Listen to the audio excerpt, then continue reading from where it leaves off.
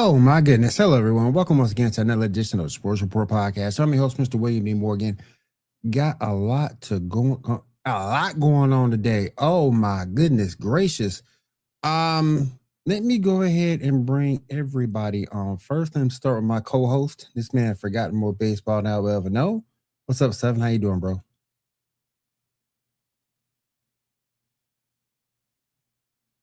I think you muted.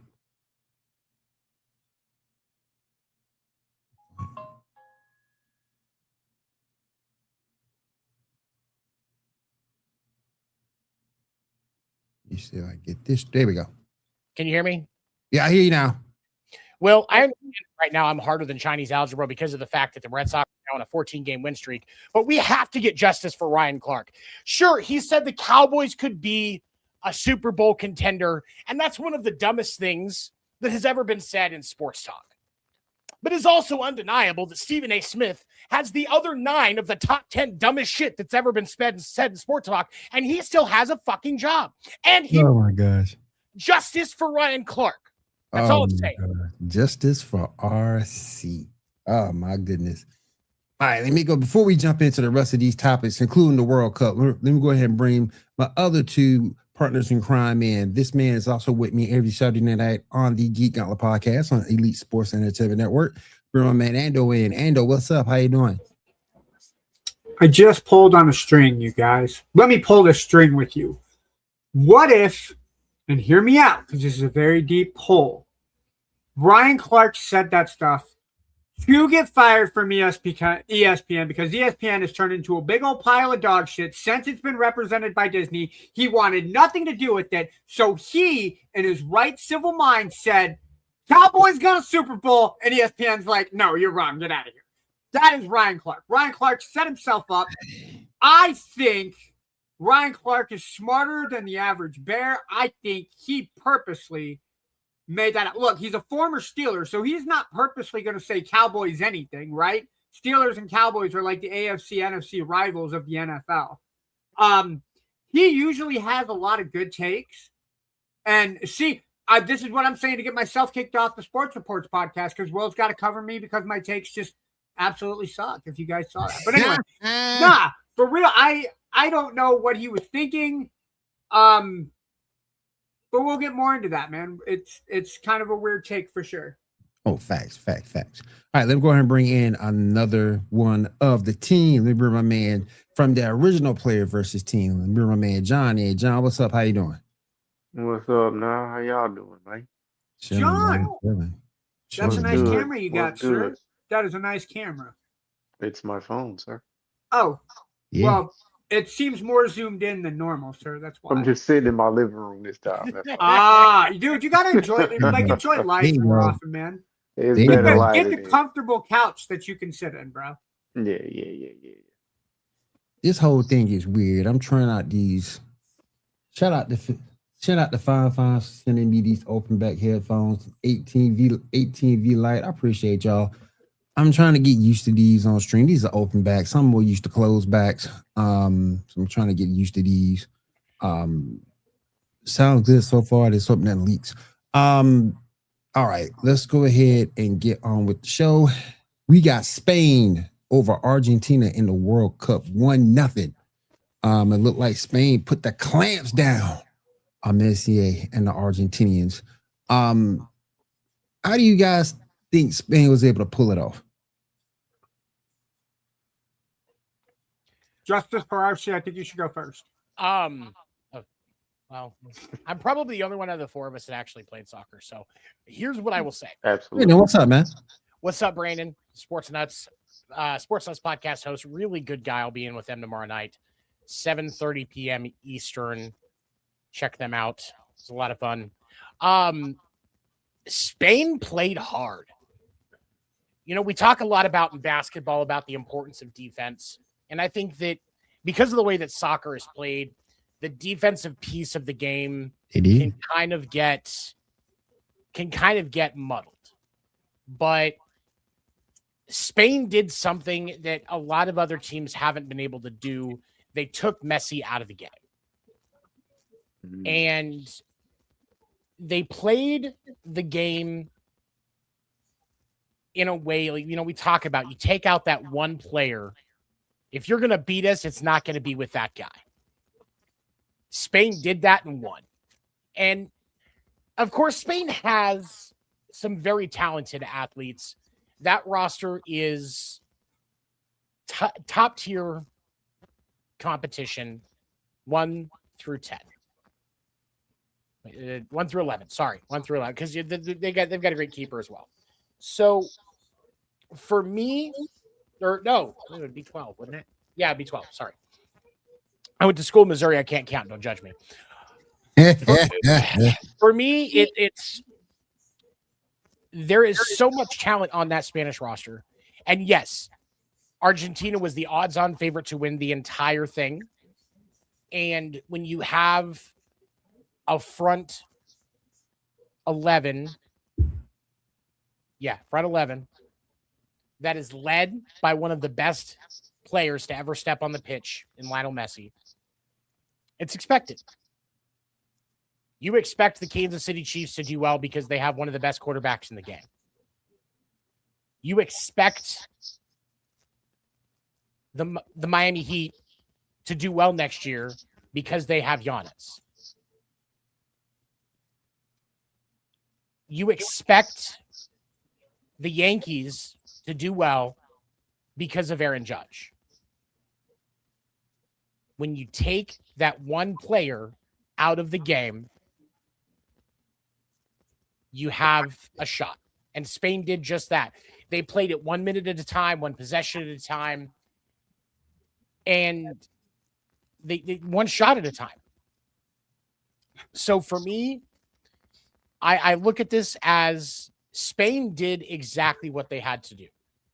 They played the schedule in front of them. They played the team in front of them. They played the play in front of them. They didn't overdo it. You want to be the best, you got to beat the best. And Spain earned it. What's up, man? How you doing today? Amber Wright, E1D. Hi, I'm a boy. How you doing, man? Good to have you here. Glad you're a boy. With a name like Amber, I can see why you have to clarify that, because my wife's name is Amber, and she is not a boy. I am 100% sure. I've checked multiple times. That's a good thing, Endo. Yeah. Oh, sure. Throw me under the bus. Throw me under the bus. I appreciate that, man. My bad. I appreciate that. That's a good day, man. That's a good day. Oh my goodness gracious. But yeah, it was just they didn't get I think they played 117 minutes. 120. Got a shot like 120, 117, 120. They got a shot on goal. What a simple shot. Yeah. That's amazing defense, man. That is amazing defense. Great World Cup all around. I was pulling from Argentina. I know Spain was going for the upset. Man, good for Spain. Good for Spain. The only thing I will say about the World Cup that really just it didn't really take me out of it because I wasn't much of a World Cup guy to begin with. Spain's defense held Argentina in check. And I only caught bits and pieces of it. But looking at the stat line of the game, Argentina did not have a single shot on goal. There was one shot from Messi at the 117 mark, but they didn't even classify that as a shot on goal.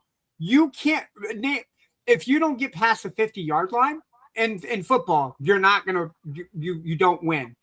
If in basketball, you can't get the ball to the hoop and you can't shoot a three, you're not going to win. Spain's defense did exactly what they needed to do. They had chances created. They had better accuracy. They won the duels. Argentina had no answer. And seeing the stats the way that it is, it should have been a 4-0, 5-0 game based off of how the shots were going. Hats off to Argentina making it, but I have to believe that they are not happy with the performance that they put down to get to the biggest stage, to get to the finals and then lay a goose egg like that. If I'm Argentina, I mean, you got 4 years to kind of suck on this, and there's going to be a lot of kind of, I know, it came out wrong. But yeah, they're going to be licking their wounds about this for a while, man. They really, if you think about it, they struggled the game before. Yeah, they almost didn't win that one either. They almost didn't make the final. Yeah, they You're almost right. Yeah, because they beat they beat England. Yeah, because Spain beat France. So yeah, they beat England. And honestly, England should have won that game. And I don't just say that because of the history of English soccer. I say that because England played that game better. I think there was a couple of small mistakes, and ultimately that's always what it is when you're in a contested match. A couple of small mistakes. The Orioles should have beat the Red Sox today. But when you have, 3-4 errors in that game, guess what? You got a team that's on a heater, and you make 3-4 mistakes in a game like that, you're gonna lose. And it's the same thing that happened with Argentina and Spain. Honestly, I think England and Spain would have been a better match. It was obviously it was close. It was soccer. It was 1-0, 100 almost 120 minutes. But yeah, no, Argentina did not the semifinal and the final. They did not come ready to play. No. All right. Before I jump into our next question, I'm gonna jump around a little bit. Hope you fellas don't mind. Going back to the RC thing. Y'all remember back in, I think it was 2022, ESPN did all these layoffs.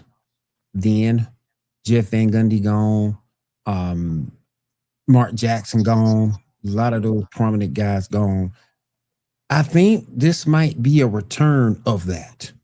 You mentioned earlier Ryan Clark was fired. I think Ryan Clark would be fine because he had his own podcast. He had his own social media outside of ESPN. So I think guys like him, you've seen Shannon Sharp still be successful.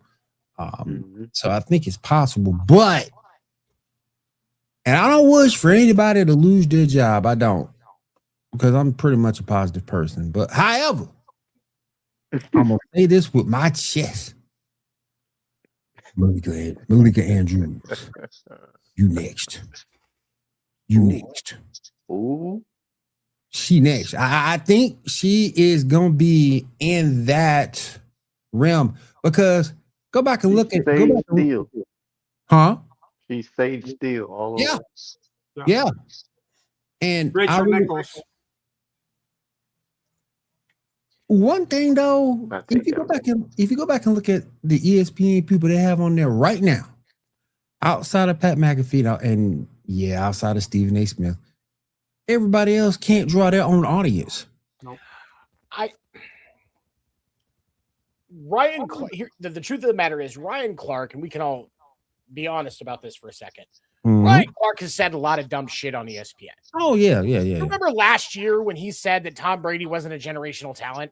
Oh, yeah. You remember that he almost as frequently as Stephen A. and Craig Carton inserts race into football analysis? Only former players can understand football. I remember that argument. Like the number of dumb things that Ryan Clark has said. How you doing, man? Welcome to the stream. Think this was more.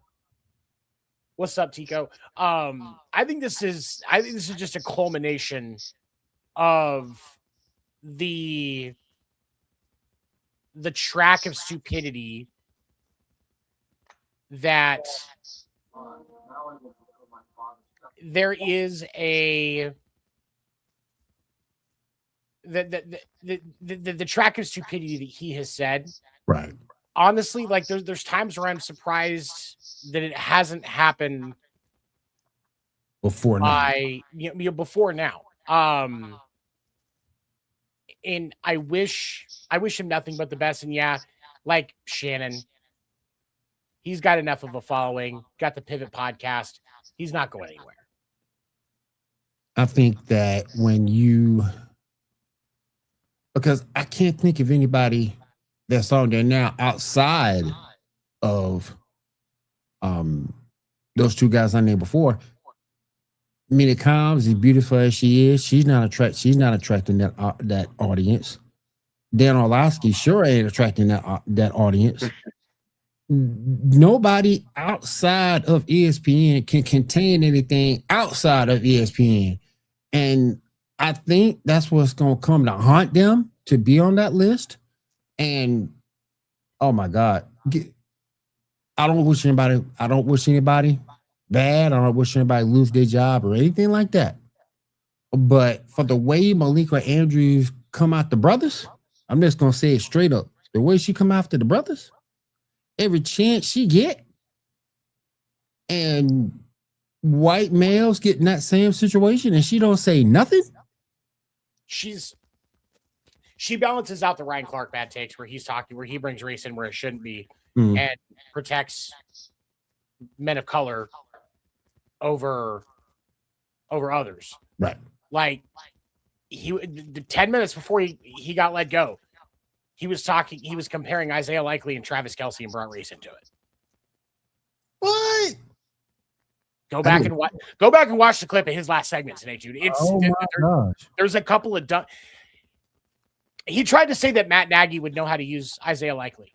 Mm-hmm. What world does Matt Nagy know how to use any fucking player offensively? Sorry, I'm a Chiefs fan and I know that that's a stupid fucking take. Right. I actually kind of like Isaiah Likely. I think he's got some talent. And I think that the right offensive mind could use Isaiah Likely and they could generate Travis Kelce type results. I think it's a fair comp for the two of them. But to say Matt Nagy could use Isaiah Likely correctly, Matt Nagy barely knows how to use toilet paper. And I'm not even sure he knows that. I haven't been close enough to smell him, so I can't say for certain. Hopefully the guy has a bidet, so it's a little easier. Damn. No, guy. Ando's right. He knows how to use the punter. Yeah. But no, he doesn't because that's the special teams guy. So he doesn't even have any power over that. He knows how to get the punter onto the field. That about it. I wonder why they call it special teams. I'm not gonna. Never mind. Intrusive thoughts. There's too many. Don't pay me no mind. Nope. Yeah. Don't. Nope. I'm sorry. My intrusive thoughts, Warren. Them shit's Warren, bro.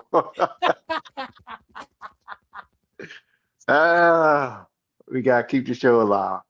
Yeah, we do. Oh my goodness gracious. Real quick, I just want to say before we move forward, because I got to do this. Tonight's episode is being brought to you by Razer Microphones. They did send your boy, and it took a little bit. You might not be able to see the box completely because their colors are black and green. But this is the Razer Siren V3 Pro. Appreciate y'all sending this out to your boy. Took me a minute to get set up, but once I got it set up, it is great. Appreciate you guys sending this over. We'll definitely put it to good use. But sounds good. Thank you. We're waiting on Ando to come back. John, I'm gonna start with you on this next one. Like I put a list in our group chat. I'm at, why are we waiting on LeBron James' decision? We know where he gonna go. Do we? Only place that make logical sense, in my opinion, would be the Heat. He's going to Cleveland, dude. Telling you. See? I can't. That's why I said, do we? I can't see because I feel like there's two options. There are two. Mm-hmm. Cleveland does have a team. They have a full. Their starting five is better than the Miami Heat starting five. My personal opinion. Mm-hmm. I don't hate that take. So it's Miami or Cleveland. Yep. I think it's gonna be. I mean, granted, Miami. Philly got a really good starting five, and he decides to participate in Philly. Hey, man, more power to him. But he's 42. I wouldn't even look at him like that anymore, where he's just joining the best team or team that has a chance to really win the championship. Yeah. But like I said, it's between the two. Um, like I say, I guess it would be nostalgic, so to speak, if he went back and Cleveland did win. I'm sure they whoever the powers that be would pay, everybody to get out of Cleveland's way so LeBron can go out on top. Pause. Um, hey man, I'm just great cat, great cat, great cat. But I'm just saying that he'll go out like Peyton Manning did. So he win that Super Bowl and boom. But is there enough in Cleveland or Miami to put him in the championship? Yeah, because you put LeBron and Giannis. LeBron can still go downhill. Might not be as fast, but he's still powerful. Don't forget Bam. Yeah, but Bam's not the up and down the court sprinter that Giannis and Bron is. No, That's all I'm getting at. The problem with Miami, and it's what you just said. Bam is not the back and forth sprinter. Mm-hmm. That's a problem because Bam's the center. He needs to be down in the paint on defense. Right. If he can't get back quick enough, that's a flaw you can exploit when you're playing Miami. Absolutely. Especially because you already have LeBron at 42, 43, that's not going to be as fast down the court as those young guys.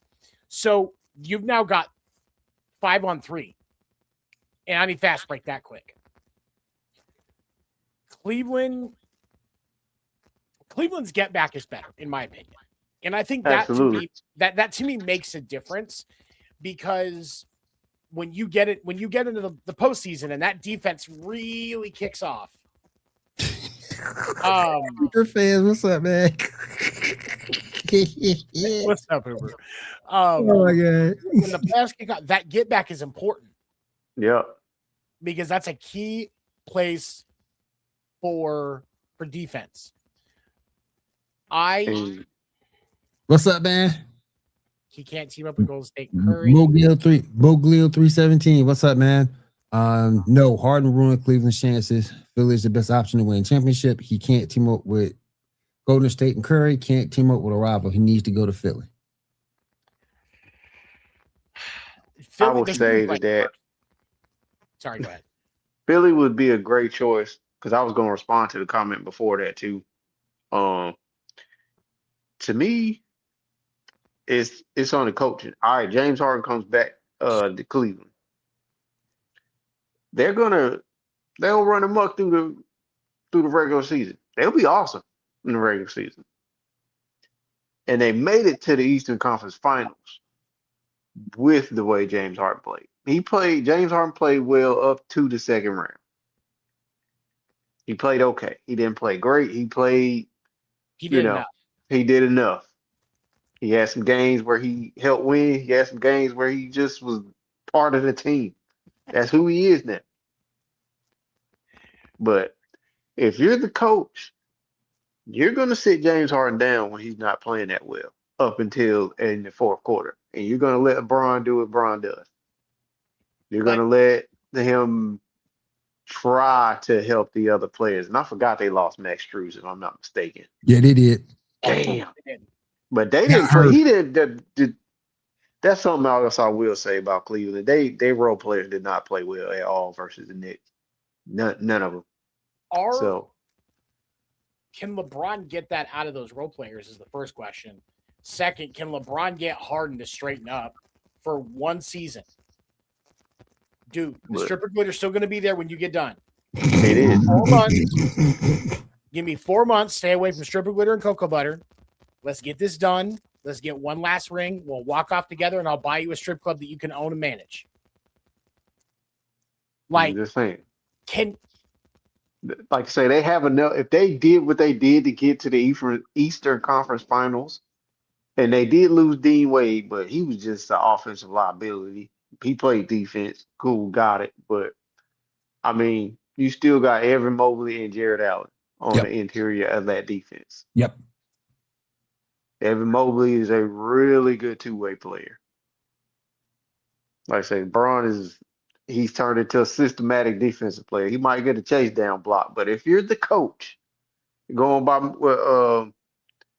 I can't pronounce this young brother's name down here, but Mobley. Mr. 317, I'm gonna call him that. Yeah, Mr. 317. If the coach is smart, you get James Harden out of there before he has a chance to choke in the game. Okay, and you let Bron take over at the point. It's very clear that Harden was choking like he ate 7 or 8 Popeyes biscuits with no water. I mean, that is called That's death. dry. That's super That dry. is called instant death. You die. Die by asphyxiation. No, death by dehydration.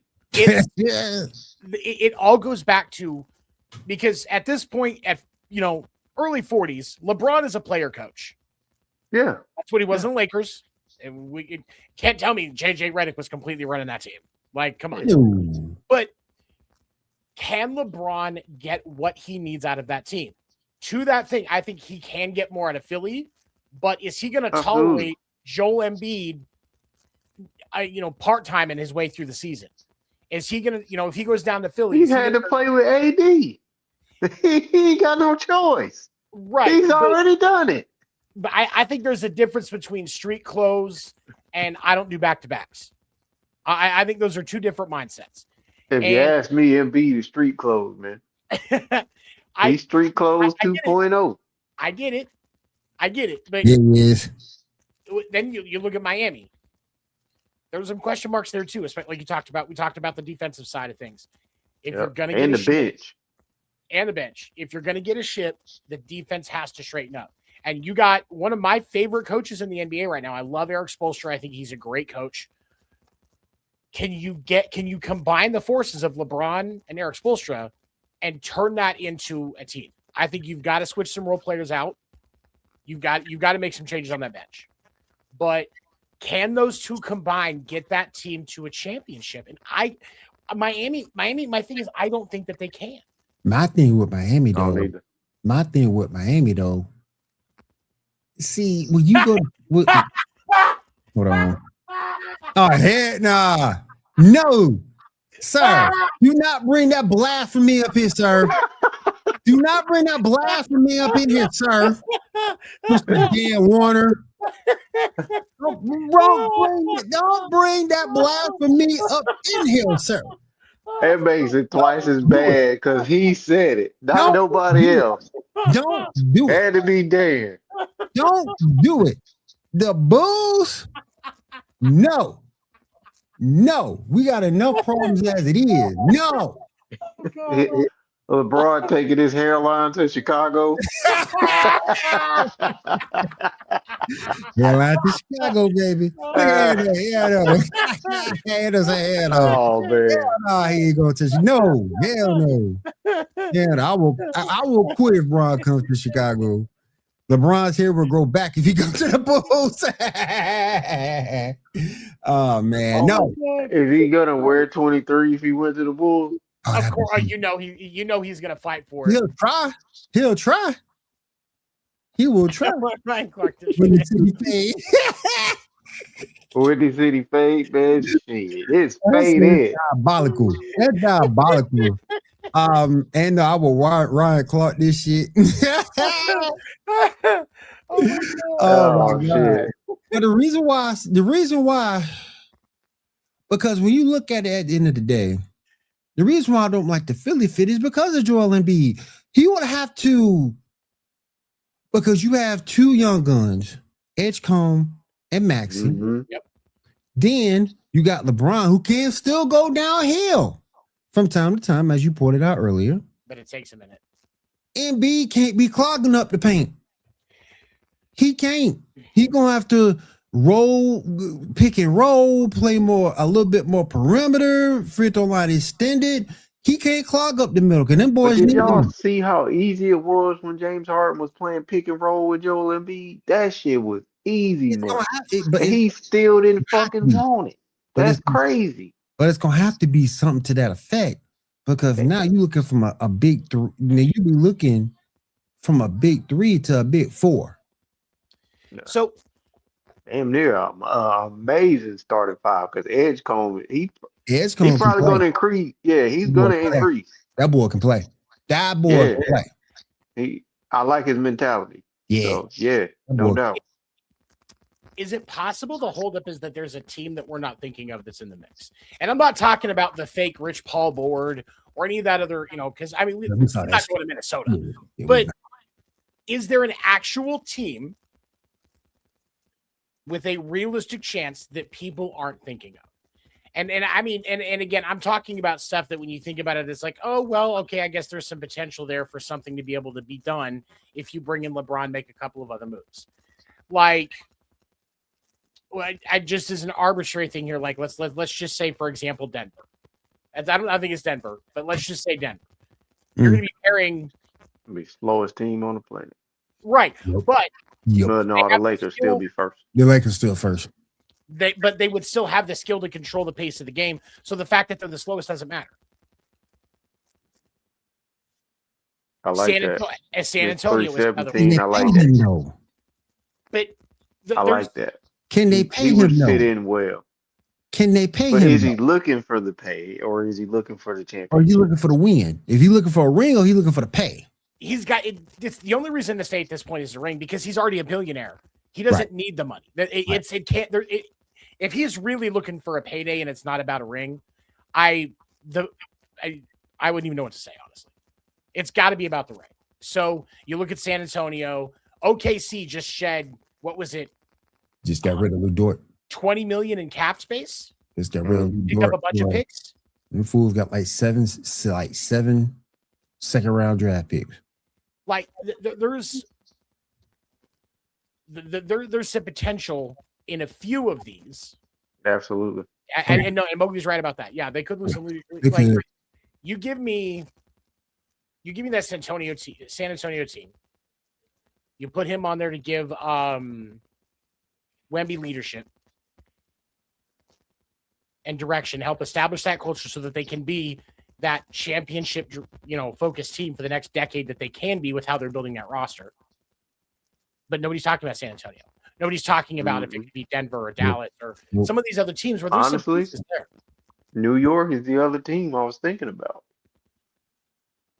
You mean LeBron, Jalen Brunson, a couple of those other guys? Cat, Mitchell Robinson gone. Mm-hmm. Which he was going to be the first casualty anyway. So, I don't I know. mean, I still like Miami. That's the other team. I still like Miami though. you Yeah. put LeBron in the biggest sports market in the country for basketball that's not the Lakers. Yep. I'm gonna say a name that y'all might find egregious, but I'm gonna say it anyway. The Bulls. Austin. No, Austin. Hell no, not Chicago. Hell no. Hell no. We don't want I that. think it's the Bulls. Boston? I I don't know, man. I Go don't ass know. over there. We don't need that. I don't think it's Boston. I I don't either. I don't think it's Boston. the needs that Boston have, I don't think LeBron meets it. I think I definitely think the Knicks is far more realistic. I think San Antonio is far more realistic. Mm. San Antonio would be amazing for that. That would be amazing for team. him. Yeah, And he stays For- in the for West. Wemby. And he stays in the Yeah. West, so he's already familiar. true. Dan, go home. You're Very drunk. true. Just go What home. You're did drunk. Dan say? Dan is home. Man, he ain't going, man, look. That ain't about to happen. That ain't He want to team up with Caleb. Oh man, no, Caleb gonna be a dog, man. He balling though in summer league. They already set him Balling. down. He ain't playing no more. Yeah, he been balling in summer league, man. Oh my goodness. I mean, Pacers, isn't that? I just can't see Bron and Josh Giddey on the same team. I can't. I can't. Damn. I can't see that shit. I can't. Him and Giddey Oh, on the man. same team. Nah, man, I can't see that. I can't. Wish he could come to the Pacers. We got a nice lineup. Well, you got Halliburton supposedly coming back. Don't you even start with me, Dan. Don't you even start with me. Am I looking at a damn? Hey, Dan. Never lost. They on that bullshit tonight, man. They on that bullshit tonight. Trying to get no damn man.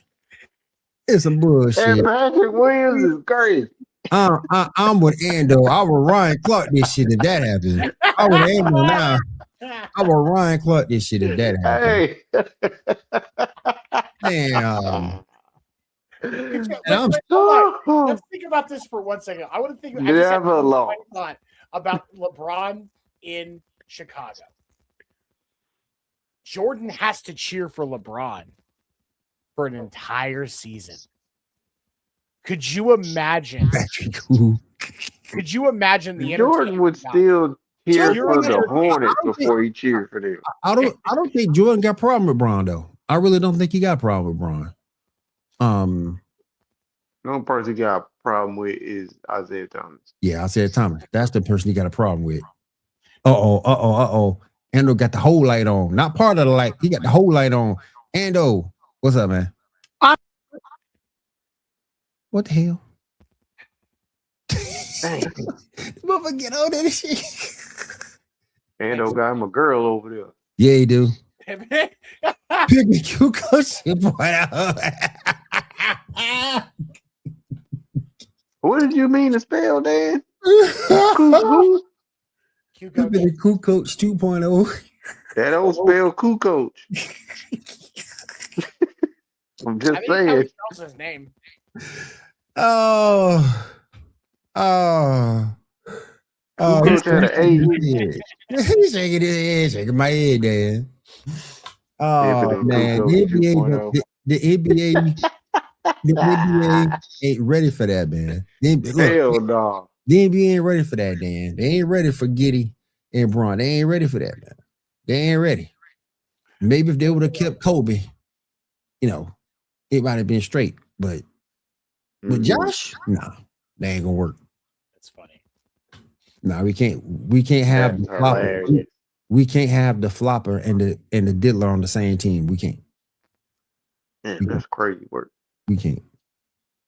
Yeah, that's crazy. Nope, can't do it. Nope, can't do it. I mean, 317 made a good point. San Antonio would be perfect for the style of player that LeBron is now. Mm-hmm. And I know he's not. I know he's not coaching, but he's still a part. But him and Pop. Yeah, but if Pop's culture is still. You can see the way San Antonio played. They win as a team. Right. Like, yeah, Wemby needs to show up first of all, but they win as their starting five ends up in double figures most of the time when they win games on a consistent basis. People forget that Wemby's what? This is what his second. This was just what his second season. Third.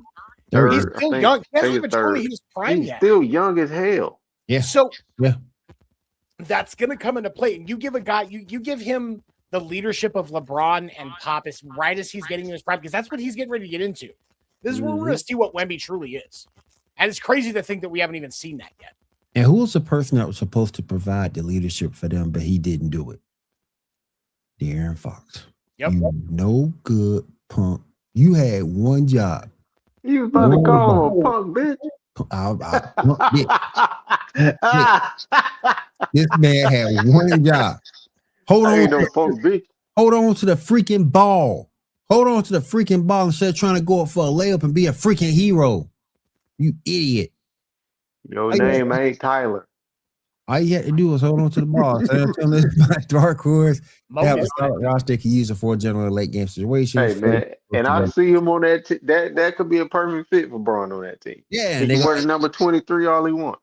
Yeah, and they'll get rid of De'Aaron Fox then. So that'd be great for me. It'd be fantastic. Oh, we got my man Ando back. All right, Ando, what's up? Are we sure? Okay, he's going to the Bulls. I think everything's working. First off, fuck no, he better not be coming to Chicago. Right? Him and his receding hairline might as well go back to fucking LA and stay in the goddamn crypto center or whatever the hell they're calling it. I would much rather see LeBron go. He gonna get Jordan to come out of retirement. No, bro, no. Don't get me wrong. Jordan's probably better than half the scrubs the Bulls have anyway. Can't have it, man. Look, we can't have the We can't have Santiago Splitter? What? Bro, no, Jordan gonna fire him out into Lake Michigan, right? Hey, Dan, they got me started, boy. Rasha Nesterovic. Nah. Rasha Nesterovic. And Dan's Hey. comment of Patrick Williams and Braun would be unstoppable. Yeah, unstoppable. Hey, Clogging the man, toilet, bro. that's the new Live City. Well, why are we putting up with this, man? I don't know, man. We win 6 championships in the 90s. I don't know, man. Now we Fuck, reduced to this. Now we're reduced to Patrick Williams. Yeah. I swear. Fuck you, Patrick. Fuck you, Patrick Williams. Can we just call Patrick Williams Patrick Starfish? And, Hey, man, how y'all get rid of everybody but Patrick Williams? Yeah, That's crazy. I'm trying to figure out. That's real crazy. Yeah, look, if Okay.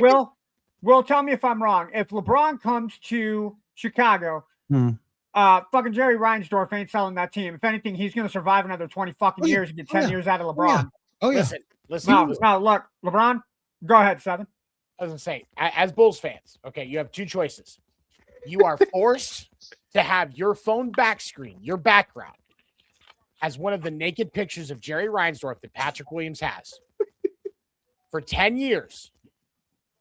But Patrick Williams is gone, and Jerry has to sell the team. Or you don't have to look at that. And no matter what, you could chuck the phone into Lake Michigan, go buy a new one. When you pull everything up, whether you log in or not, you're going to see all of that old man wrinkly rat nutsack hanging down right there in front of you, sitting there like man, just hanging out. Man, don't paint that picture. Hey, Can I negotiate 5 years? 5 years. Hold on. Give me 5 years and 2 Eastern Conference championship appearances, not necessarily win. Give me 5 years with 2 Eastern Conference championship appearances, and that is a deal I might take. If it means we get Pat fucking Williams off of the team, but LeBron cannot come here. he got a no trade clause. Exactly. So if LeBron comes, that make it it's even gonna be worse. like 2.5. I get 2 years of Jerry Reinsdorf's dick on my phone, but Patrick Williams has to go. We get LeBron for 10 years. I will make that deal. No, but we got to get no 2 way. Eastern Conference. This is straight up just to get Patrick Williams off of your team. Jerry has to sell the team. But in return, one of those naked pictures of Jerry with it all hanging out is on your phone for the next 10 years, no matter what you do.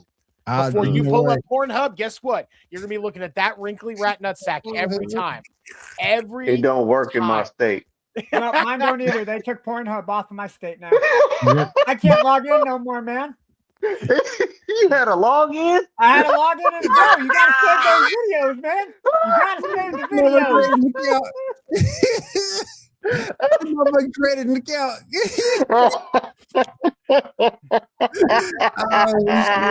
An account. Endo 318. Endo 318. That's me, Ando 3818, everybody. 3818. Actually, no, it was Ando 3299, but since my account don't exist no more, whatever. Follow me on Pornhub, everybody. Whatever. Damn. Watch, we're gonna get a sponsorship now by Pornhub that doesn't work in half the states. Hey, you got to follow. Hey, I'll take that sponsorship. Not if it doesn't work in my state. I don't care if the money's sticky. Money's money, man. Look at, you know what though? I would take that sponsorship. You know what? I would take that sponsorship. I would take that sponsorship from Pornhub. I would take it. Pornhub. Look out for your boys. Yep. Look out for your boys. See, it doesn't work. Where do you live, John? Carolina? Yep. So it doesn't work in Carolina. It doesn't work in Iowa. I'm going to assume it works in Georgia because everything works in Georgia. And 7 lives in Kansas. They need everything that they can get. So that's Kansas sucks as a state so much you can't even watch somebody get sucked online. They blur it out. Will's face. No face Bill. Online porn. It's the same rules that the other states are pulling in. You're gonna have age verification, and so. Yeah. Oh man. Pornhub don't work in Kansas either. So that means if I get with a girl and I record it on the phone, I need to hold a piece of paper that says I'm 40, and then I can put it online and people can watch it because that's my age verification.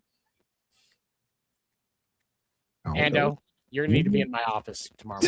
10 a.m. You got it, buddy. I'm trying to circumvent the system, motherfucker. It's like that scene from Benchwarmers. I'm close. We're in the system. Oh shit. But yeah, man, the Diddler and the Flopper can't come to my team. But anyway, it can't come. But it'll be interesting to see where he ends Never up. lost. It'll be interesting to see where he ends up. I see what y'all saying about Cleveland and Philly. I still think Miami would be a good option for him, but we'll see. We'll see. No, I'm like I said in the chat, I'm not against Miami, right? He's got the history with Miami being there. He's got the two core players because he's always played with the big three. Almost always has played with the big three since he went to Miami. So with Bam and Giannis, you get the spacing in the floor, and Bam can play in the middle. The issue that I have is that you do not have a legit point guard, which was the problem that he had with the Lakers, is that he didn't have somebody to bring up the ball. And that's a big thing for LeBron, especially in his age. He can't be bringing up the ball no more. Right. Cleveland, you can argue that you have the guards in James Harden. I would lean more towards Donovan bringing the ball up, have Donovan set the pace. Yeah. But do you have the interior defense that Giannis and Bam would have? I know they have Evan Mobley and Jared Allen. They would. But yeah. Shot blocking? But do you really have the interior defense in Miami? Because we were talking, it was when you were gone, we were talking about it. Bam's not getting back quick. So you're not, especially on those fast breaks, you're not going to have a lot of defense. It's going to be 3-on-5, a lot. And that makes him a huge liability, especially when you get into the playoffs and those fast breaks happen quicker and quicker. Right. You've got to have a better interior defense. As much as I think Bam has talent as an NBA player, I'm not saying he doesn't. I don't think he's quick enough for what LeBron wants to do. No. Philly, to me, Philly is a better choice than Miami. So, like I say, my only problem with that is what you're gonna do with Embiid. Because if you're not playing pick and roll basketball, or if he's not clogging, or if he's not playing down the middle on the inside, what you gonna do with Embiid? Because you ain't got to worry about Edgecombe. He going to the tunnel and right to the ambulance. That's what they're gonna do with it. No. His toenail fell off. He can't play today. Once that happens, then that unclogs everything, and them boys can run as much as they want to. Oh my goodness! The issue that I have with Philly is LeBron runs as a third or fourth option, and I don't see that happening with LeBron. He should be the third or fourth option on any team he's on. He's 43. But is LeBron's ego going to allow him to be the third or fourth option? He wasn't the first option in LA. Nope.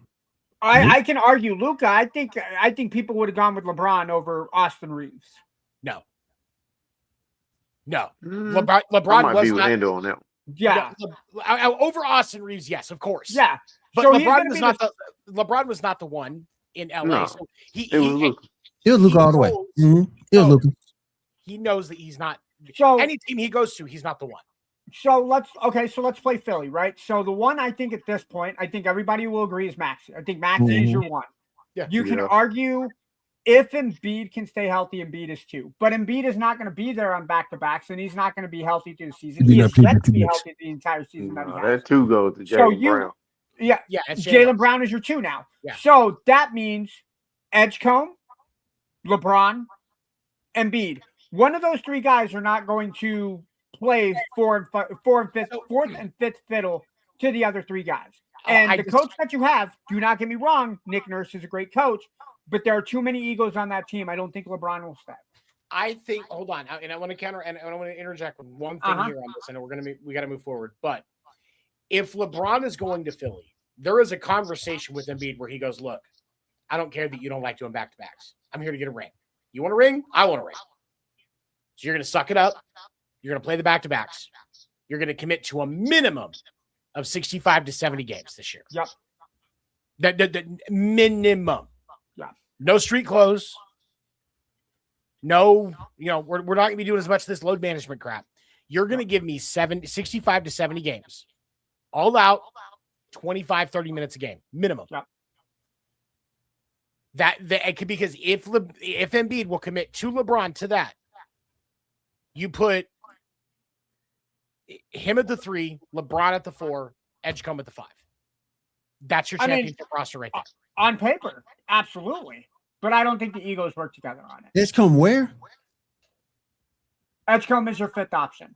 Yeah, Oh, and so many is what top he's five. saying. okay, I got you. Oh, okay. All right, I got you now. Yeah. Okay. I mean, Okay. because I got what you were saying, Stephen. Yeah, I get it yeah, now. because I got you. I got you. Yeah. even if Yeah. Embiid is committing to 65, 70 games, reducing the load management that he's been doing, you still want Jaylen Brown to the 2. I'm sorry, you just that's what you want.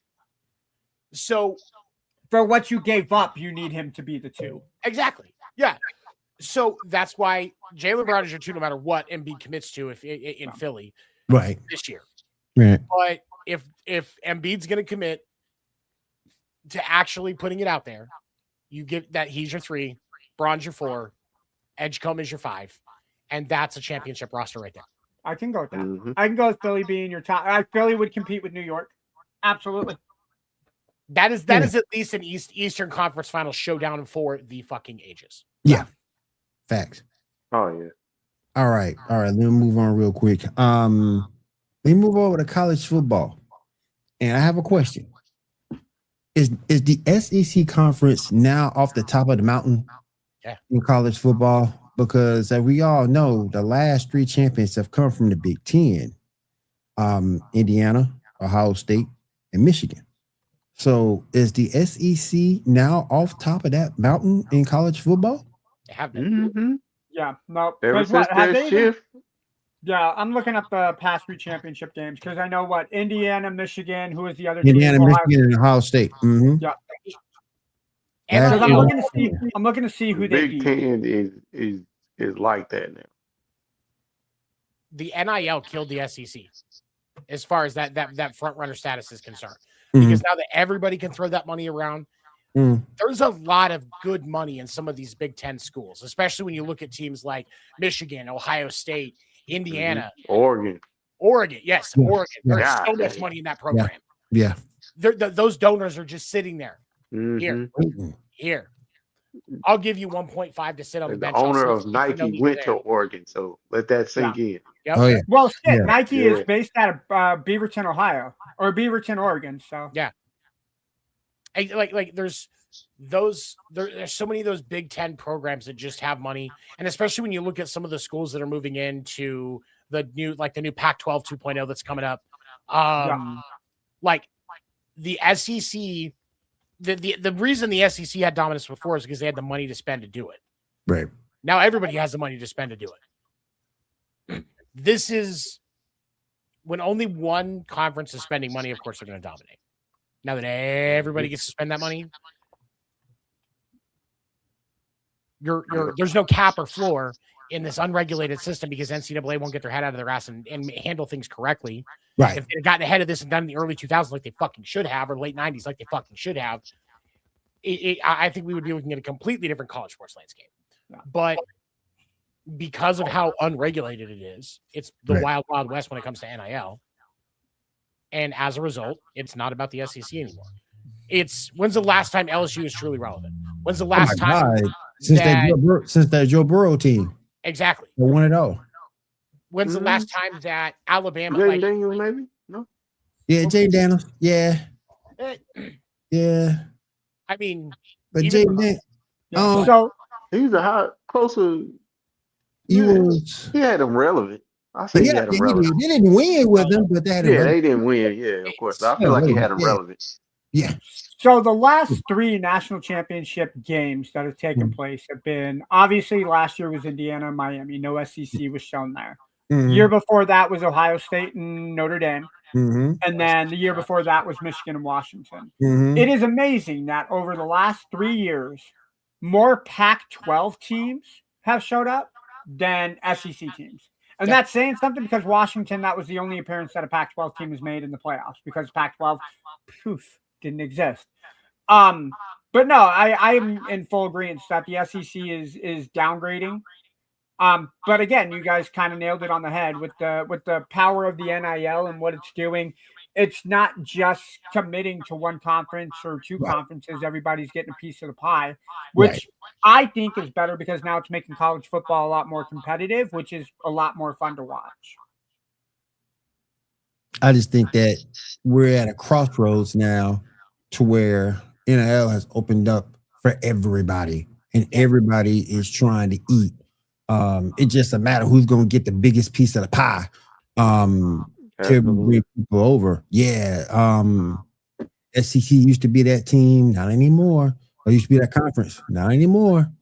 Um, Speaking of college football, there was a report put out today that Michigan AD Ward Manuel is stepping down at the end of the year amid a widespread investigation of the program.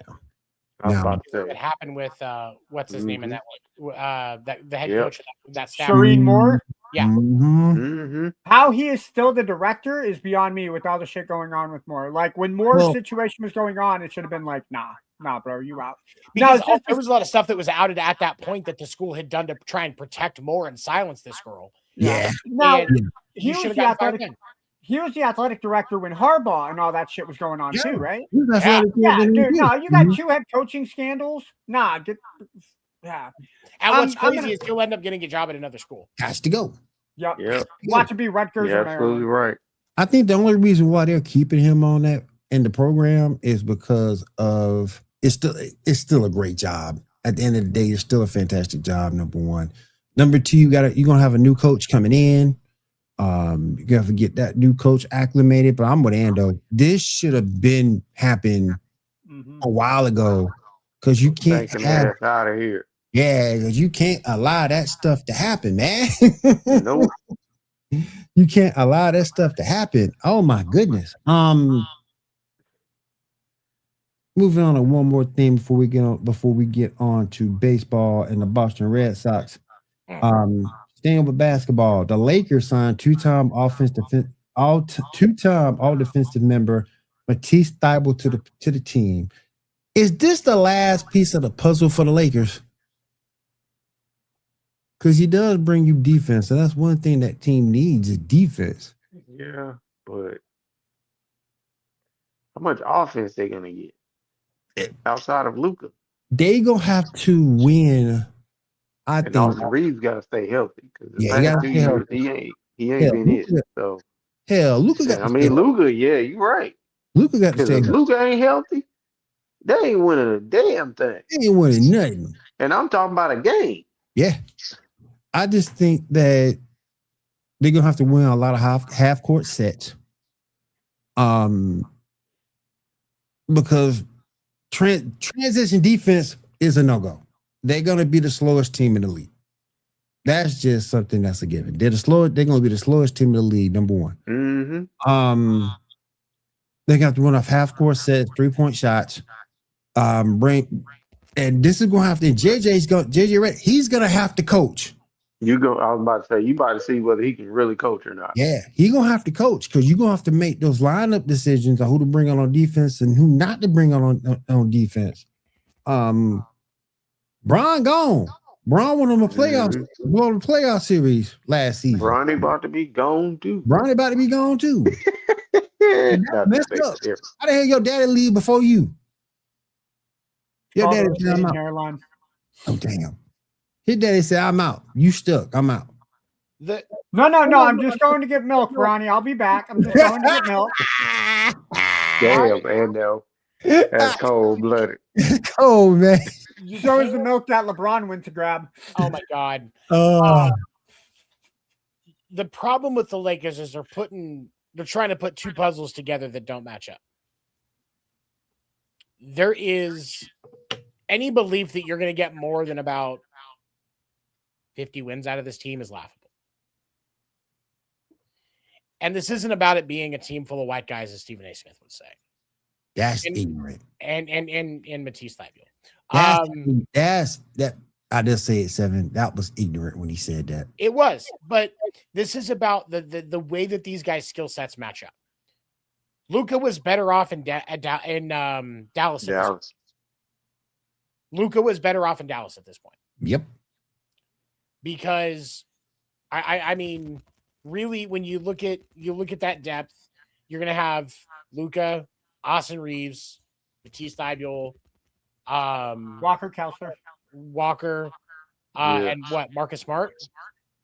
Marcus Smart is a rocket. Smart gone. Yeah, rocket now. And Rue's gone. Jackson Hayes. Who knows? Not with Patrick Kessler Williams. playing center. It'll be Kessler. Okay, it'll be Kessler plays there.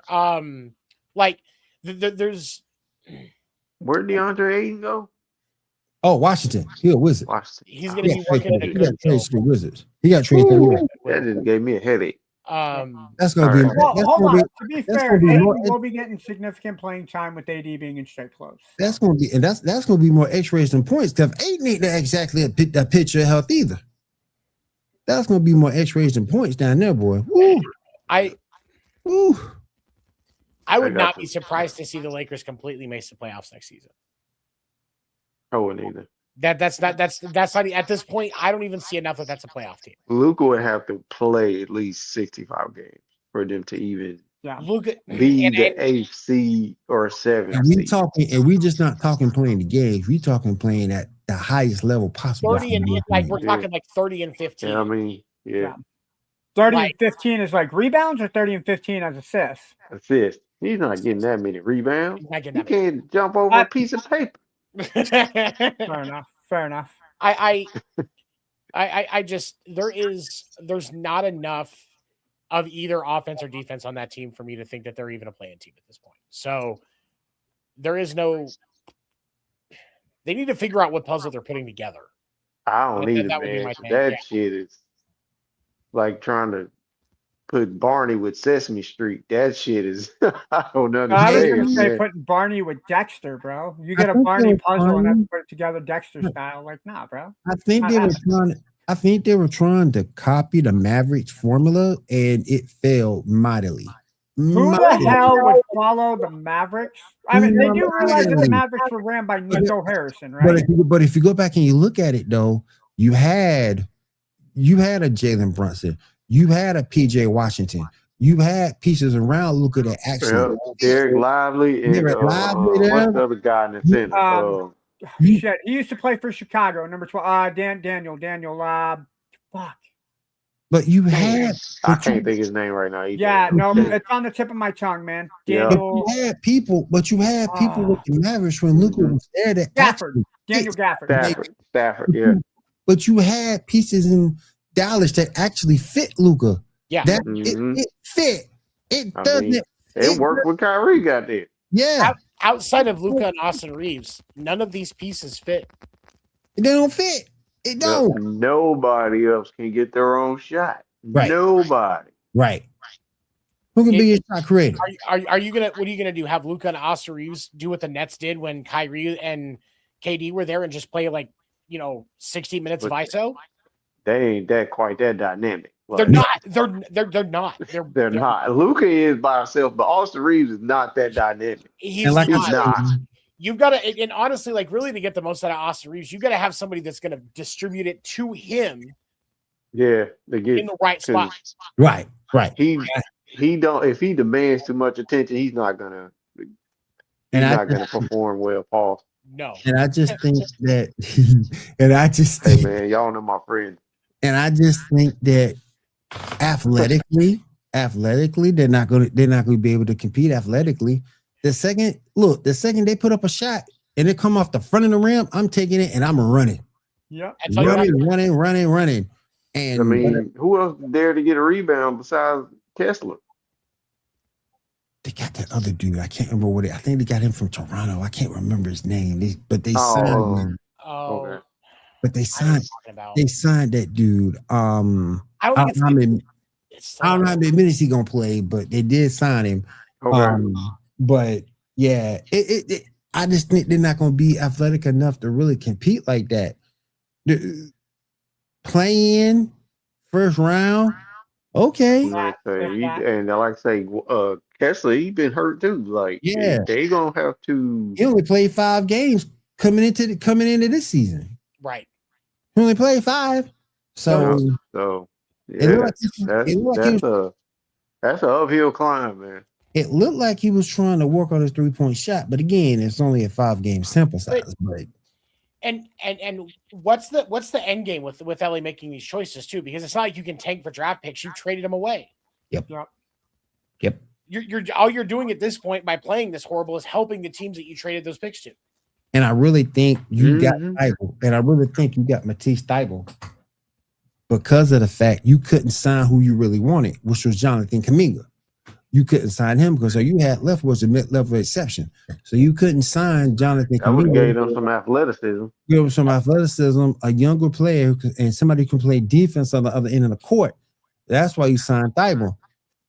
You couldn't sign Kuminga because he wants to be paid, which I don't blame him, by the way.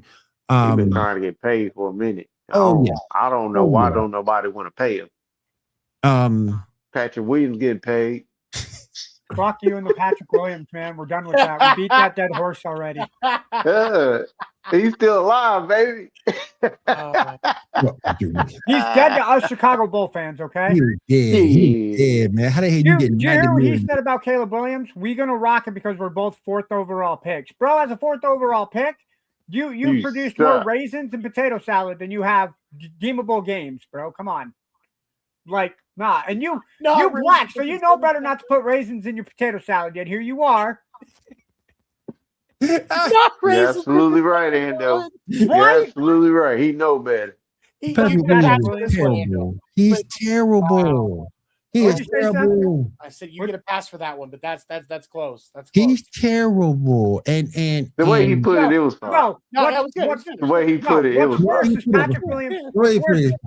Patrick Williams shouldn't belong in Chicago. Why? Because the white people are scared of him because he's black. And the black people don't like him because he's not black enough to be in Chicago. That's the problem with Patrick Williams. Exactly. Thank you. No, Will support me. I agree. Will supports me. I support that thesis. I support that. Hey, that man is Patrick Williams going to the top. That man going to the top, baby. That man is hated on both. That man is hated on both sides of the track, y'all. He is hated on both sides of the track. Yeah. Oh my that dude goodness. is gonna be the guy that takes over fucking Jerry Reinsdorf, owner of the fucking Bulls. Jerry Reinsdorf is gonna go, yep, I'm officially selling the team.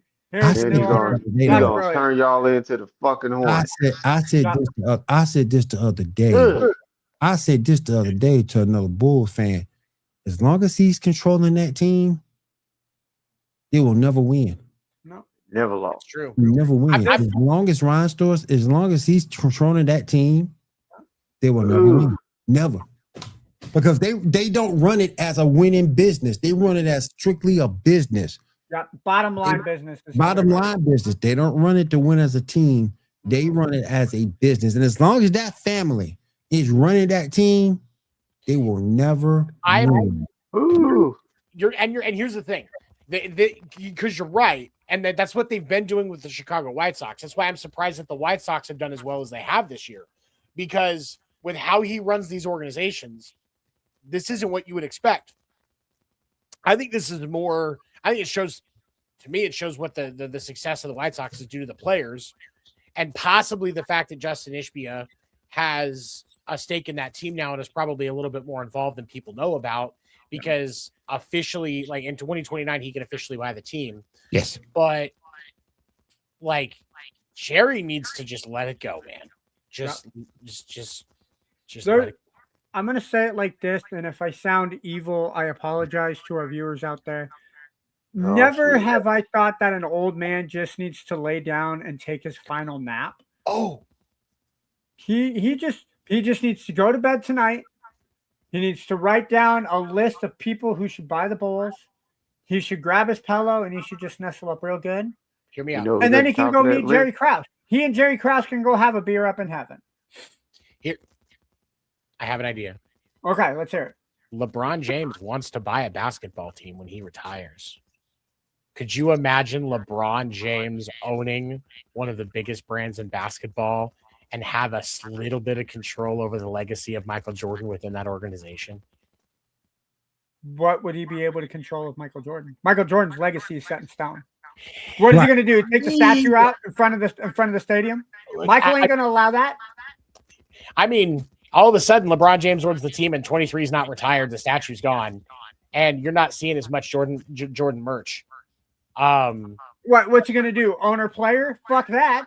No, he's not going to play. No, because exactly. he wants to retire, but he wants to be the real 23. He wants to be the yeah. He wants to be the only 20. Imagine the only 23 jersey you can buy in Chicago says James on the top of it instead of Jordan. That shit would be diabolical. That would be hilarious. Hold on a LeBron second. James and Patrick Williams. Oh my fucking god! It would bother me so bad. Man. It would I bother can't me quit. so bad. It would bother me so bad if Oh my LeBron God. buys the team and we win. I Oh my can't God. stop. Fucking Oh my Williams. God. Dad got me started, boy. I Yeah, couldn't quit. LeBron, Oh, God. I feel That's like some this. 2K bullshit right there, bro. I feel like this. I feel like this. I feel like Hey, this. what number Patrick Williams got? I think he's number 4. Are you talking about 4 and number 3? No, Patrick Williams ain't number 3. Might be I think he's 15. number 9. Maybe he's number 9. Damn. Who How y'all cares? know his number? Because he trash. Yeah, 'Cause he trash. Straight You probably trash. don't even have Patrick Williams jersey. He's the 4th pick. Y'all don't even have Patrick Williams jersey. You're not. Yeah, really no. fan. Sorry, Williams sorry, Williams jersey. sorry. That's what 44. I'm gonna send y'all for 44. Christmas, man. He's what? 44? 44, yeah. Hey, John, you Hey. know what we're gonna do? We're gonna get 2 jerseys. We're gonna get one Yeah. for each of them. I got a Yeah. spot we can get a deal on jerseys. We'll split it, and we'll get them both a Patrick Williams I jersey. got you, man. All I right. got Okay, you. hold on, Yeah. real quick. I want to do this.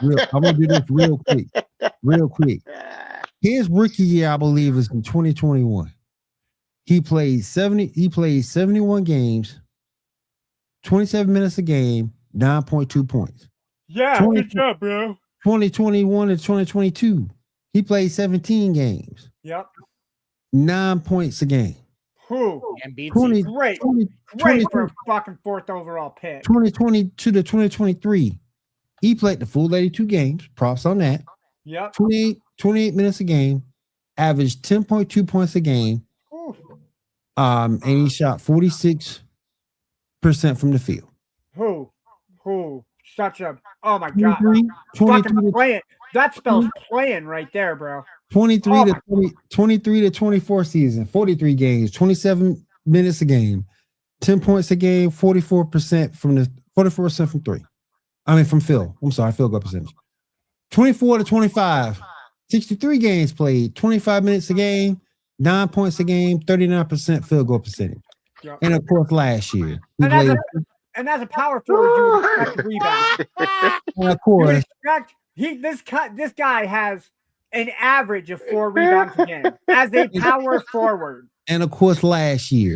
last season, 25 to 26. Yep. 72 Never games lost, played, baby. 20 minutes a game, 7 points a game, shot 37% from the field. And average 3 fucking rebounds. This Hey, dude, sound like a winner to me, man. Oh my God! Not His- to put this Guys around the joke right there. Will, what, how tall is Patrick Williams? Patrick Williams is 6'6". Yep, I know another 6'6" guy that would gobble up rebounds named Charles fucking Barkley. Can we get Charles Barkley to fucking come out here and teach this man how to fucking rebound? Yeah. Hey, No, that he's is too that's busy one eating Barkley. He's donuts. gonna get play in shape in no time. And here's the thing, y'all. And here's the thing. He's just 24 years old. So he's Only? He's just 24. He ain't He is old. prime. He in his prime. This ain't prime. We ain't talking no Deion Sanders prime time. No, it's prime time for him to get the fuck out of here, bro. And he still sucks. Prime time for him to get the fuck out of here. We can get a vanilla ice cream cone. We can get a vanilla ice cream cone on a hot fucking Sunday afternoon. And we can Seven, you trade see him what for I that. did? Man. Well, we need to make NBA Jam, and me and you just need to be the Bulls. That's it. Me and you be the Yeah, Bulls. yeah. NBA Jam. Fuck that. I'm even looking at his free throw percentage. I'm even looking at his free throw We don't need percentage. past the age LeBron. It's just going to be me and you running the Bulls, man. Let's make it happen. I'm even looking at his Patrick Williams, baby. free throw percentage. His free throw percentage last season. This dude shot 72% from the line, averaged 3-point rebounds a game, 1.5 assists, and 0.4 blocks. Yeah. Bruh, It took him 3 games to get a full block. Bro, come on. this dude. This What He dude a chase what's down that? artist, man. I'll trade it. Look, Have- man, Dude, no, Will, this is getting even worse the more I look at this, bro. Did you see his senior year? Did you see his only year at Florida State? Yeah. Granted, this was going into COVID, so he only played 29 games, and I get that. Mhm. But the motherfucker has 9 points a game, has 4 rebounds. That does not scream fourth fucking overall. That was going to be my next question. How the hell does that guy get picked fourth overall? No, like He's Patrick Williams, baby. well, you can mute Seven, right? I'm tired of hearing Seven laugh. He's gonna fucking die tonight. Oh my god! I turned it into the Patrick Williams show, man. Well, we fucking failed because it's a Patrick Williams show. Don't hit on any And network. I'm gonna tell you the 3 picks before Patrick Williams: Anthony Edwards, Yep, James Wiseman, yep. LaMelo Ball. 2 of the 3 hit. Every other hit. I was about to say 2 of the 3. Yeah, 2 and 3. So hold on. Who was the 5th pick? Isaac Oroko. Who? Exactly. Exactly. He Oh got my picked by God. the Cavs. That's how. That's how he went for it. That's exactly how he went Oh for my god! So hold on. So No, Patrick shit. Williams went 4, Isaac Oroko went 5. Onyike Okongwu, who went to the Atlanta Hawks, he went 6. Killian Hayes went to 7. Open Toppin went to 8. Tyrese Halliburton was fucking available at 12, bro. Fucking Killian Hayes. even fucking Isaiah Stewart was Oh, fucking available. shit. Tyrese Maxey was in this draft class. Huh? Tyrese Maxey was in this draft class. Desmond Bane was in this draft class. Tyrese Maxey went 21. He Ooh. went 21. Ooh. Good. Y'all going Man. of Deja from Israel, the dude who just balled out, out for Portland. Yep. He went 9th. Oh god! Yep. My face hurts. Devin Vassell went 11th in the same draft, bruh. Aaron Nesmith went 14th. Cole Anthony went 15th. I can't. You know what they said about his pre-draft analysis and his strengths. Right. Has an ideal physical profile for a forward at 6'8", 225, with the wingspan around 7 foot. Whew. He has length and athleticism to defend smaller players. Second Dan came on this show, it went right off the railroad. Plus, he said he has a powerful frame that should allow him to switch. He had a powerful frame that should allow him to switch on to big men. Up until my son, he showed some flashes of touch shooting off the dribble from mid range, as well as stepping into the spot up 3-point confidently. No, you don't. No, you don't. Second youngest player in the draft class, sort of a late bloomer who appears to have considerable upside. Projected role. Late bloomer. Late bloomer. Late bloomer. Who's the late bloomer? Patrick Williams. They're saying Patrick Williams is a late bloomer. That nigga never bloomed. Never bloomed. And his projected role was 3 and D. What was that Pokemon? Vileplume? Vileplume. Oh my god. That's him. But that fool was He got hit with a stun spore. He ain't shit, boy. He ain't do a goddamn thing. Motherfucker might as well be he might as well be splashing on the court. What's the point of splashing? Yeah. Magic Carp looking ass. Hey, can we trade him to Golden State for Draymond? Can finish him off? I would be okay with that. Trade him to Golden State for Draymond. Can finish him off. Yeah. You trade Patrick Williams for Draymond Green. No, but I would trade Patrick Williams to Golden State so Draymond can finish. Like, I don't even want anything in return. We'll bite the salary. Listen, Patrick Williams trade. That's not how trade works. Listen, Bro, I fucking care. listen, Patrick, this would be one of them trades that you get cash consideration for. Man, I'm supposed to be in the bed. We'll take cash considerations. Yeah, that bitch could be $1. We don't care. Take him.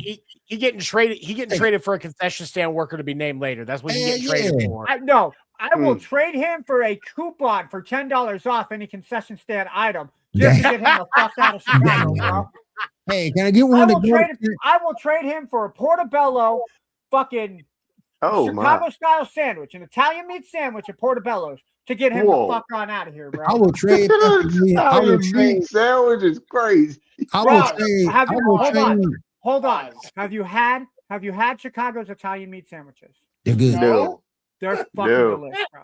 Like, I No. will they're fucking trade worth it. Patrick Williams. No. They're fucking worth it. I will Bro, trade. I will bro, it is roast meat. It is roast beef on toasty bread with some cheese, some fucking peppers and onions, and you dip that shit in au Ugh. jus. Oh God. Fucking I will- delicious. Me and Todd are the only but ones you that are can't just I will come out trade- here and say Italian meat. That's crazy, man.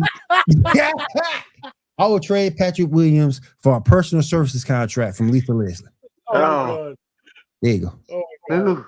That's what I do. I Personal will services trade. Oh, I will man. trade Patrick Yeah, Williams I gotta get to to bed, the man. Toronto Tempo for that coach to say one more disparaging thing about Angel Reese so that I can get Patrick Williams off the fucking team.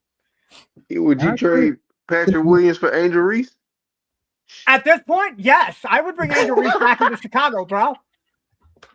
At least Angel Reese is going to get 10 rebounds a game, bro. At least we Oh, can my accept God. that. She probably added Jamal Murray and fucking Patrick Williams in it. The 52% or the field goal percentage is going to come down. Oh my I'm god. gonna have to take next week off, boy, because I ain't gonna be able to quit. Fuck, it'll be entertaining at the very least. Would you say so, Will? Angel Oh, Reese in man. Chicago I Bulls do He it. puts jersey? up better numbers than I Patrick do. Williams. I do Fucking it. better numbers, bro. Yeah, I'll take. He I'll does. take- give He me. does. look Points at and Sophie rebounds. Cunningham. Give me Sophie Cunningham right now. I'll take Sophie Cunningham over him. Give me Oh, Sophie absolutely. Cunningham. Give me Sophie Cunningham right now. Real quick, last but not least, to get us on out of here because we are vastly over. Whew. Yo, I gotta check Thank out, you, man. fucking Patrick Williams. It's all your fucking fault. You're Watch, welcome, Ando. we're gonna get a Twitter notification for Patrick Williams and be like, "You guys talking shit about me?" Well, I'm surprised you Yes, hit that, bro. You missed motherfucker, everything yes. else, We are dude. talking about your ass. Hell yeah, we talking about your Your non-playing number ass. 9 and your 9 points. Yep. 9 Damn points and short. 4 rebounds, brother. Dan, Don't ask me what I average because I ain't in the NBA. Dan I'm Soul. not getting You paid. are. How much money is that motherfucker making to miss shots like that, bro? Fucking 33%. I can shoot better than 33% at the AU gym, and I'm fucking 40-something fucking years Everybody old, was, bro. everybody was talking about Sophie Cunningham having a problem with Sophie Cunningham having to shoot. This fool got a shoe. At I the don't money think we're that's paying really Patrick good for Williams, the yeah, the shoe. motherfucker needs to shoot. I don't think he has a shoe. Does he have a shoe? Oh, It's a on shoe? the top Fuck no. shelf. I ain't seen no Yeah, shoe from Patrick no, Williams. if he's got a shoe, it's at the discount bin at the Goodyear store or the Goodwill store. Ando, it's on the They top sell it shelf at new. Foot Locker, man. That's where they sell them new. Is at Goodwill. Oh, is it new? man. Okay. They just don't come with the box. man. It's just the price tag. $5. Oh, Oh, man. No, 44 You can get them cents. half price every 7 days when their tag color's Yep. on sale. Yep. Damn. It's Yo, gonna start at man. 44 cents for his jersey number. Oh man, we got some. some Patrick Somebody be Williams. looking at those 44-cent shoes. Nah, bro, I wouldn't be caught wearing them. Let's get these God. Skechers over here for $20. That's fine. Oh my god. No. Patrick Real Williams quick. is that guy from South Park who's standing next to his signature shoe, like the RV guy who's trying to sell all those fucking Range Rovers and shit. Yeah, guys, I got these 2026 Patrick Williams Nike shoes over here. Never been worn, ready to go off the lot. And people are just walking by like, who's that guy? Never met him before in my life. Nah, hell no. All right, before we let you go, John, I want you to go ahead. Any final thoughts? Anything you want to say before you get on out of here? No, man. I'm just going to I Star think Wars we said shit. enough tonight, Will. I've said enough. He's right. I do got to ask you one question sincerely, John. How are the What's up? abs feeling today? Are the abs feeling really good? You got your workout in today? Hey, from laughing man. so hard. Yeah, I needed a laugh, man. Yeah. Some people pissed. Well, it ain't no people. I ain't gonna say no names because Patrick Williams. yeah, he pissed me off pretty bad today. So Well, man, I'm glad you were here today, brother. I'm glad you were here. No yeah, doubt. man. Always yeah, good to I have you, needed big dog. Appreciate you coming through, man. Appreciate Yeah, you man. coming through. Yeah, All right, I'm man. sore in the morning. 7 is too. Yeah, but my face already hurts, bro. I don't know what I'm gonna do. All right, man. I man. appreciate y'all, All right, man. I appreciate you coming through, man. Yeah, Yeah, sir. right. All right, Seven, real quick. Let's go ahead and finish this thing up with the 14-game winning streak for the Boston Red Sox. Tell me what's going on with that, man. Well, I was trying to explain this to Ando the other day because as a Mariners fan, he doesn't understand what it means when you have a 14-game win streak. Fuck you, Seven. It's that thing that the Bulls do every once in a while by accident where they score more points than the other team, but they do it intentionally and 14 times in a row. Got it. So glad you broke that down for me, sir. By the way, go fuck yourself. No, I'm about to put you at the same table as Patrick Williams, sir. The best thing about this is the Red Sox have not only beaten good teams because you swept the Yankees, you swept the White Sox. Yes. Like they swept the Rays. They just swept the Rays. The best team in the American League right now, the Tampa Bay Rays. Yep. And they swept them. The Yankees. Yeah, now, and somebody say, yeah, they swept the Yankees without Judge. They were beating the Yankees with Judge. Not every game, but like the competition was still there. Yeah. You've got they're when a team makes a mistake, they're capitalizing it. That's how you know the mark of a true winning team. When you're taking advantage of mistakes. Anytime a team makes an error against the Red Sox immediately score. Yeah. And that's one of the biggest secrets. The Red Sox have had, if you look at the numbers, and I brought this up a few times, if you look at the numbers for the Boston Red Sox, they have the best rotation in baseball right now. They have, like, as a whole, they have the best pitching staff in baseball right now. Defensively, they are the best team in baseball because they've led the league for a large portion of the year in defensive runs saved. Mm. The problem has been offense. You now have Wilson Contreras playing at an unreal clip. Wilyer Abreu playing at an unreal clip. Caleb Durbin found his bat. Like the list goes on. And that has made it so much easier for Boston because through the first 60 games of the season, and this is a true stat if you go back and look, if Boston had averaged 4 runs a game, they would have the best record in baseball right now. Damn. No lie. There was so much offense that was left on the table. And what was crazy was there were so many games where they out-hit their opponent, but they lost on the scoreboard because they weren't getting hits at the right time. They were one of the worst teams when it came to scoring with runners in scoring position. They were one of the worst teams at just getting the ball in play. And now you have, like, I want to say it was Saturday's game. Boston scored on back-to-back bunts. They successfully pulled off a suicide squeeze without getting an out. And then the next play was a safety squeeze, and they scored on that too. Sunday's game,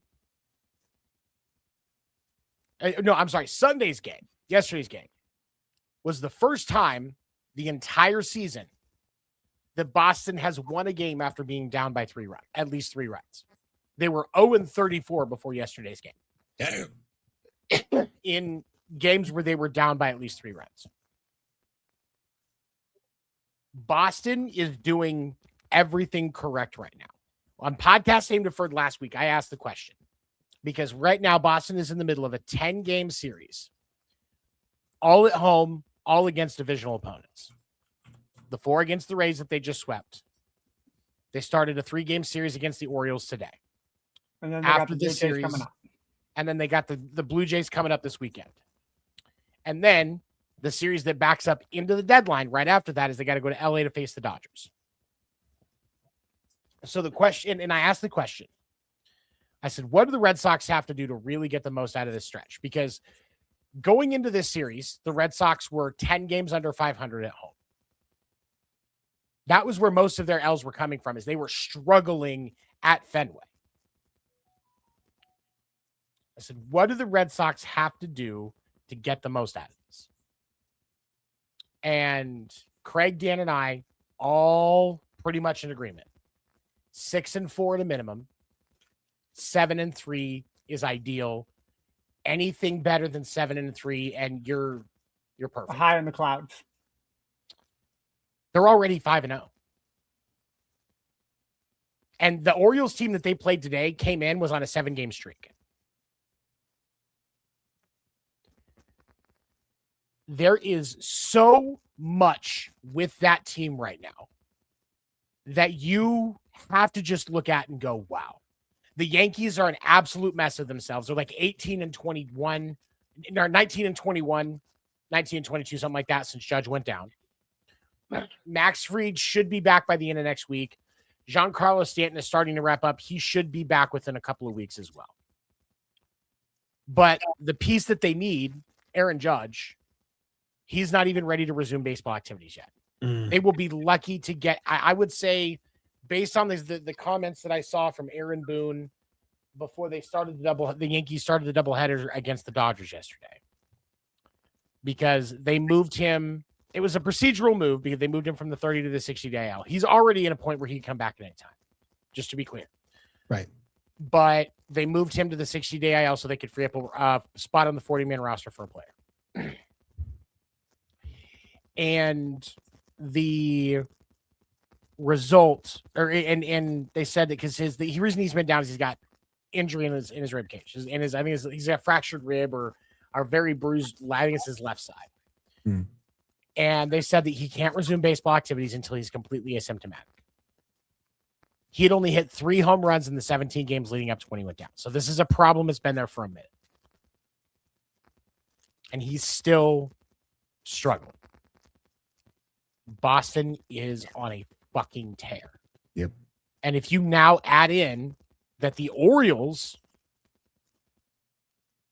are on a tear, if they are getting hot at the right time, because this is the time of year when you see who teams really are. If the Orioles are on a tear, now the Yankees have to worry about 2 pieces of pressure from in their own division. Because not only are there the teams that they got to worry about winning game after game after game, but they are losing game after game after game. The Yankees have to sweat right now. Yeah. And I know Dan's not going to like it when we have to talk about this on Wednesday because I have to ask a question again. Are we really at the point now where the Yankees have to panic? Right. Because that team lives and dies by Aaron Judge. And I don't know why, because there is so much talent on that team that they shouldn't need to rely on him every game. But it is very clear now. You can't even be at 500 with Judge gone. And you have got multiple teams in the American League where, as T-Pain says, all I do is win. There you go.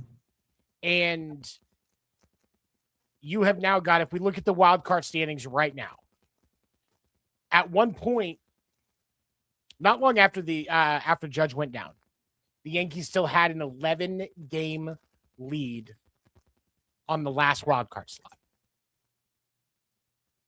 As of right now, it's 4.5 games.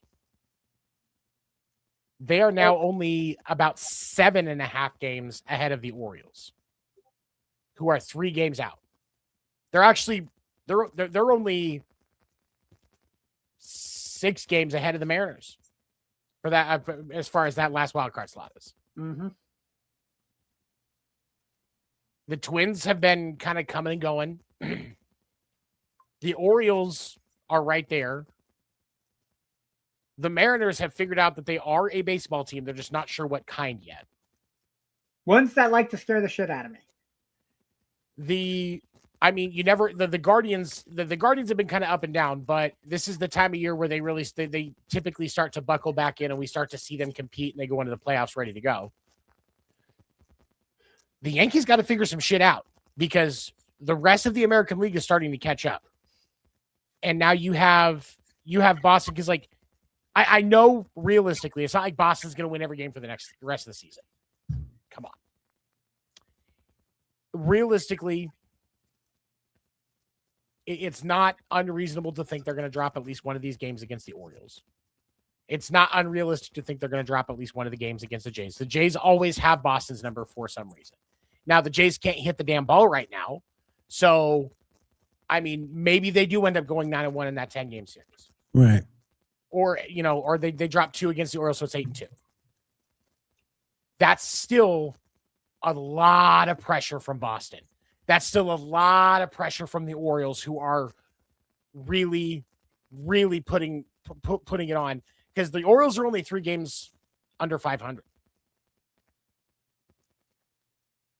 They're, I mean, run differential wise, they're minus 14, so it's not great, but that's really close when you consider that you're looking at a sample size of almost 90 games.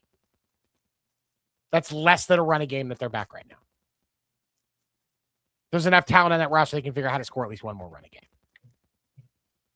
So that AL wild card race is probably going to be the thing to watch for the rest of the season. For you baseball fans that are watching, pay attention to it, because there are so many question marks that's going to be where the true competitive grinding baseball is going to be. Because if you look at the National League, a lot of it's already answered. And I don't mean this to minimize what they're doing, but outside of probably that last wild card slot, which could go to the Cardinals, the D-backs, the Marlins, or the Pirates. Or maybe even the Padres if they figure it out, because they're really only about 3 games back from that slot themselves. Yeah. That's really, I mean, you've got those 2, 4, 5, 6 teams playing for one slot. Right. That's going to get muddy real quick. Somebody's going to run away with it. On the American League side, there is still so much up for grabs. And I'm not just talking about the wild card slots. Like division-wise, if you look at the... looking at it right now. Like the Guardians are only a game back from the White Sox. Nobody expected the White Sox to do what they're doing right now. Yeah. When you look at the AL West, the 2 teams that are tied for the lead in the AL West right now, the Mariners and the Rangers, are playing 500 baseball. Yep. But the Mariners have a lead right now, so they could be 51-50 after tonight. But you look at, the Astros. Sometimes they're late bloomers. The Patrick Williams. The Astros could figure it out. Oh no, I'm gonna take every shot I can right now. Just accept it. Again, we're beating a dead Patrick Williams, so okay, I got it. But I mean, when you look at the National League, though, there is a lot more. There are a lot more questions answered. If the Braves don't win the division and the Phillies win the division, they're both still going to the playoffs. Yeah. If the Brewers have a pretty strong lead with an NL Central, but if the Cubs surge back and the Brewers start to struggle a little bit, both teams they're are both still going. Both teams are still going to the playoffs. Right. The Dodgers are going to the playoffs. So it's really about that last seed. That's where it is.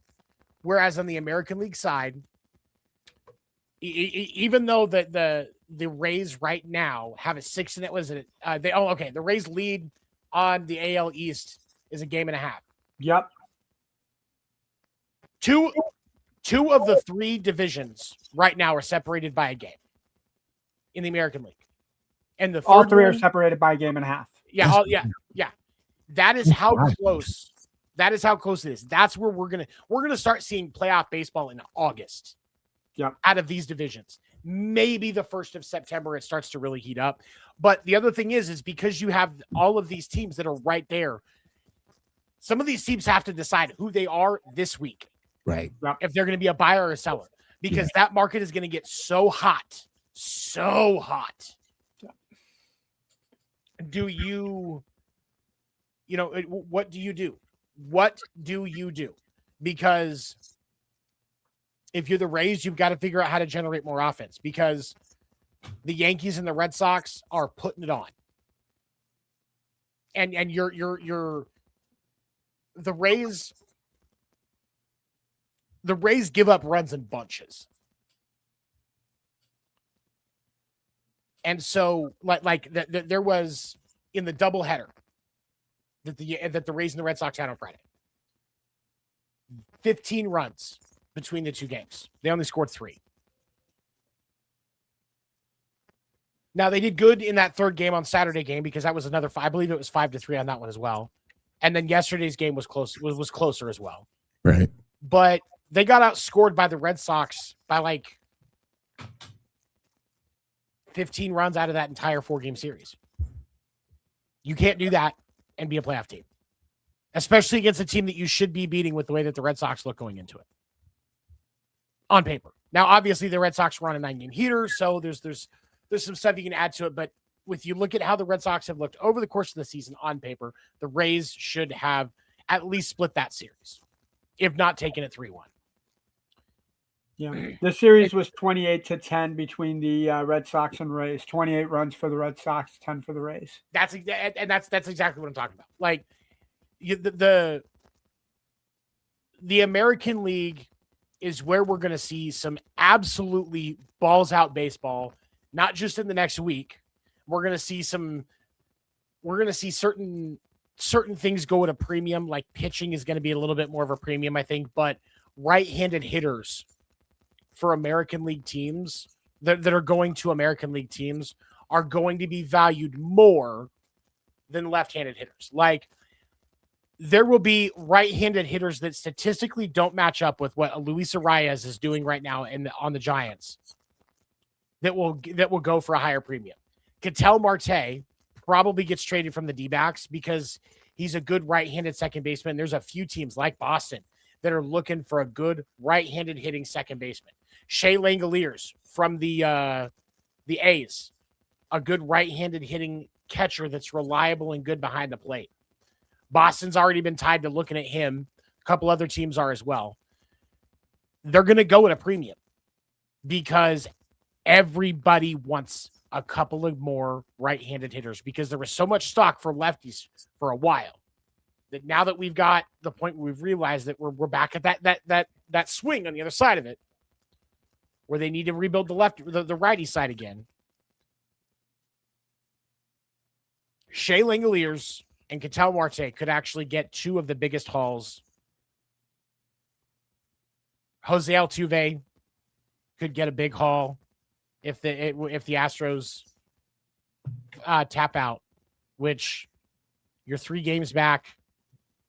And for the division, but if you look at the wild card, you're already 4.5. Right. They're going to sell. I think if you look at the standings right now, the Twins, the Astros, the Tigers, the Jays, the Athletics, the Royals, and the Angels, they're all going to start selling here pretty quick. Yep. Because it's going to be really, really hard to do anything else. And there's going to be some right-handed hitters that go at enough of a premium that what you're going to get back and how you can look in the future is going to outweigh what that's going to look like. So, and I know I've talked a bunch. So, Ando, if you have anything else to add here, I'm sorry that I took up so much of this. But the Red Sox are hot because they got hot at the right time and they're making the right decisions. But American League Baseball is going to be where it's at for the rest of the season because that's where the competition is. Well, I absolutely agree, man. I was going to say that if you look at the top 3 teams in the NL, Braves, Brewers, and Dodgers, all 3 lead their divisions. All 3 have a run differential of plus 100. I find that interesting going into today's games because the leading team with a run differential between the Texas Rangers, the Tampa Bay Rays, and the Chicago White Sox. Believe it or not, the White Sox have a 52 plus 52 run differential. The Rangers, how the hell they are on top of the division with a run differential of negative 38 is beyond me. The Mariners need to get their head out of their ass. And then you said it yourself. The Rays give up runs in bunches that series against the Red Sox. 28-10.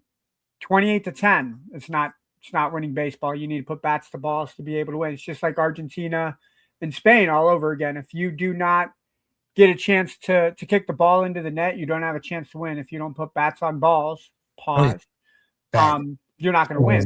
But no, I absolutely agree, man. I think this is the type of year where I think we're going to see separation in the AL. But I wholeheartedly agree. And the AL baseball is what I like to see. I like to see the unpredictability in baseball. I think everybody expected the Dodgers kind of run away with the division and them being up 11 games in the division this late in the season. I don't think surprises anybody. I think people are surprised that the White Sox are in the division lead right now. I think a lot of people didn't expect Boston to come out the way that they have since the All-Star break and even before. It's a wonderful time to be a baseball fan. If you're a baseball fan, get ready because the next 2 months is going to make or break your season. Yep. Facts. I appreciate it, guys. All right. That's going to do it all the time that we have here this evening on Wire to Wire Network. We want to thank everybody for having us here. Do appreciate you guys. Thank you for raising for the sponsor. We appreciate you. Thank you again, Wire to Wire, for having us in your house. And Well, can I say one thing before we bounce? Make sure you check under your bed for Patrick Williams, because he will taunt you for the rest of your life if you do not check under the bed for Patrick Williams. The boogeyman took the night off. Patrick Williams is taking over. Damn. Oh, don't worry. Nope, he just missed. It's all good. We're all right. Fucking 9 points a game. 9 points a game for a fucking 4th overall pick. Damn. I'm smoke breaking. Hold on. Okay, cool. I'm all right. I took my medicine. I'm okay. Damn. And on that note, I want to say thank you for everybody joining us here this evening on Wire to Wire Network for the Sports Report Podcast. We'll see you guys again next week.